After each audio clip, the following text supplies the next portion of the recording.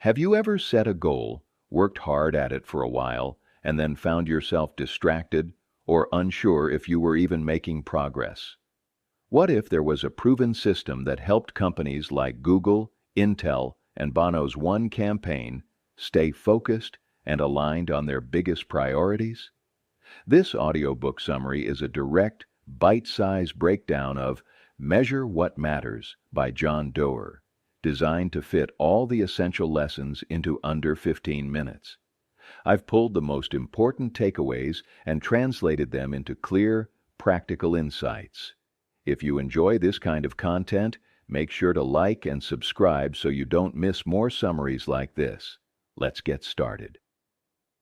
In Measure What Matters, venture capitalist John Doerr introduces a framework called OKRs, which stands for Objectives and Key Results. This system was originally developed by Andy Grove at Intel and later brought to companies like Google, the Gates Foundation, and countless startups. The big idea is that objectives give you direction, while key results measure your progress. Objectives are what you want to achieve, bold and inspirational. Key results are how you'll measure success, specific and trackable. Doerr opens the book with a personal story of how he first learned about OKRs from Andy Grove. At Intel, Grove believed that measurement was not about micromanaging, it was about clarity. When everyone knows the goal and how to measure it, people become more autonomous and accountable. This deeply influenced Doerr, who later shared OKRs with a young Google team that included Larry Page and Sergey Brin. Google wasn't yet the tech giant we know today, but with OKRs they had a roadmap for aligning their team and growing with purpose. The beauty of OKRs is that they work at any level, company-wide, departmental, or individual. Each objective is ambitious and qualitative. It should excite and inspire. But to keep it from becoming vague, you pair each objective with 3 to 5 key results. These are specific, time-bound metrics that answer the question, how will we know if we're making progress? For example, if your objective is to improve customer experience, your key results might include reducing support response time from 24 to 6 hours, increasing customer satisfaction ratings from 80% to 95%, and completing a UX redesign by the end of Quarter 2. What makes OKRs different from regular goal setting is the constant visibility and rhythm. They're not set and forgotten. They're reviewed regularly, weekly, monthly, and quarterly. This creates a feedback loop. Teams can spot when they're falling behind and course correct early. This also fosters a culture of transparency. Everyone's OKRs can be visible to everyone else in the organization, encouraging collaboration and reducing silos. Doerr gives many case studies in the book, including YouTube, Google, and nonprofit organizations. One powerful example is how Bono's One campaign used OKRs to focus their efforts and multiply their impact. In the nonprofit world, goals can often be broad or emotionally driven. OKRs gave them structure, ensuring they weren't just doing good work, but measuring and improving their effectiveness. Their objectives were tied to real-world results like government funding commitments or measurable reductions in disease rates. Another key part of the book is the emphasis on stretch goals. OKRs are not meant to be easy wins. In fact, companies like Google encourage setting goals that have only a 70% success rate. This pushes teams to aim high, innovate, and take risks without fear of failure. It shifts the culture from, did we hit 100%, to, did we push ourselves as far as we could? It's okay not to hit every key result perfectly. What matters is the learning and momentum created in the process. Doerr also discusses the difference between committed goals and aspirational goals. Committed goals are the ones that must be completed, things like compliance or deadlines. Aspirational goals are moonshots. These are the bold ideas that might take longer or even fail, but they push the organization forward in big ways. OKRs help teams balance both. For example, A company may be committed to shipping a product by Q3, but they may also aspire to grow into a new international market within the next 18 months.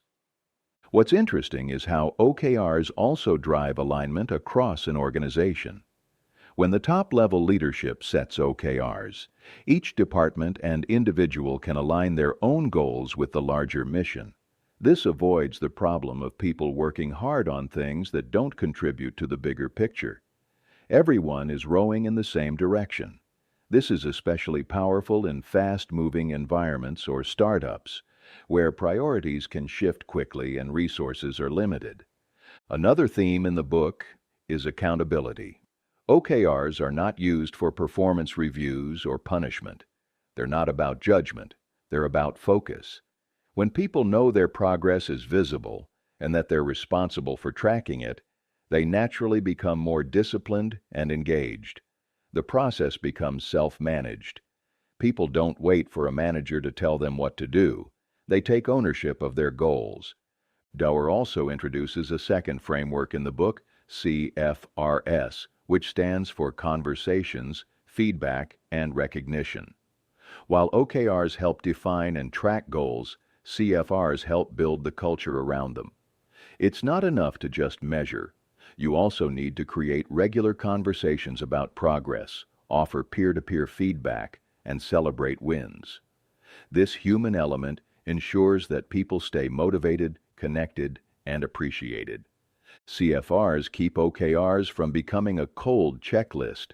They create an environment of ongoing dialogue. For example, a weekly check-in might include discussing what's going well, what obstacles have come up, and how the team can support each other. This kind of open communication ensures that goals remain relevant and achievable, and it helps teams adjust in real time. Recognition, both from peers and leaders, also reinforces the behaviors and achievements that matter most. The book emphasizes that great companies don't just work hard, they work on the right things. OKRs help organizations focus on what matters most. Instead of being busy with dozens of tasks, teams are guided by their top priorities. This creates clarity, reduces wasted effort, and increases results. Another example shared is the implementation of OKRs at Google X, the company's moonshot factory. Their teams worked on futuristic projects like self-driving cars and delivery drones. Because of the high-risk nature of these projects, having structured goals was essential. OKRs helped them break down massive visions into manageable milestones and track progress.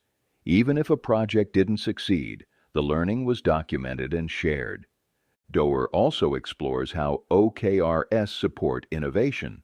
By defining bold objectives and measurable outcomes, teams are empowered to try new things.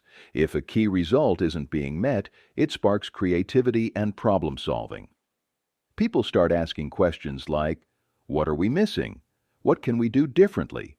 OKRs encourage a mindset of continuous learning and improvement. A unique insight from the book is how OKRs apply not only to companies, but to individuals. Doerr shares stories of employees who used OKRs for personal growth, like learning a new skill, improving work-life balance, or becoming better leaders. Setting personal OKRs helps bring intentionality to your growth. It allows you to measure what matters in your own life, not just at work.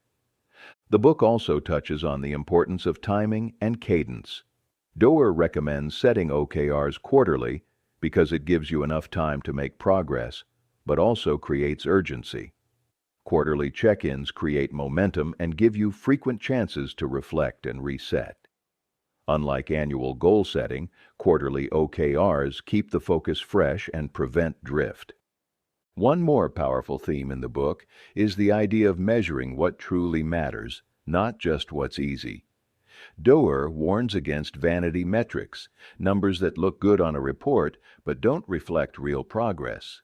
For example, tracking the number of emails sent isn't as valuable as tracking how many leads converted into customers.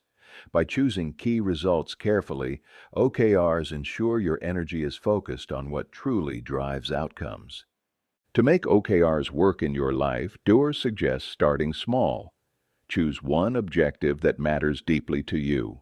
Write down 3 to 5 measurable results that would tell you if you're on track.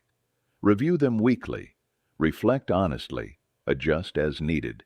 Whether you're leading a team or managing your own goals, this simple system can bring clarity, motivation, and purpose to your work. Now let's talk about the 5 most important takeaways from Measure What Matters and how you can implement them starting today. First, set clear and inspiring objectives. These should be ambitious and meaningful. Write down one thing you want to achieve and make it specific. Second, define key results that are measurable and time-bound. Instead of saying "do better," write down metrics you can track weekly.